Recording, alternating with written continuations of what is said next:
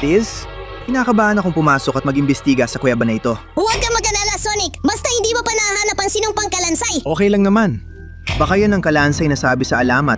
Kapag nahawakan mo, magiging kalansay ka rin, di ba? Tama. Tapos kahit kalansay ka na, gagamitin ka pa rin nila sa paggawa ng shorts. Sige, tuloy pa rin ang investigasyon ko. Ano yon? Hindi ako makapaniwala. Yun ang sinumpang kalansay. I-like mo para manakaw ko. Diyos ko, ako na si Sonic Kalansay. Ang weird na itsura ko. Diyos ko, Sonic! Anong nangyari? Isa kang mabilis na kalansay. Ibibidiyo kita para sa short. Hindi, Tails, tumabi ka.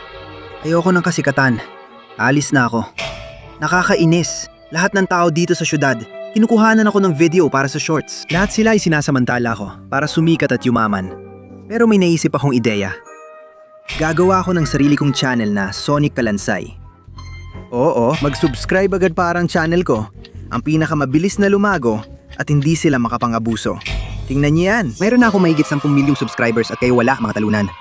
Ngayon, ilagay niyo sa mga komento kung ano dapat ang pangalan ng sarili kong channel. Susunod na video. Oo.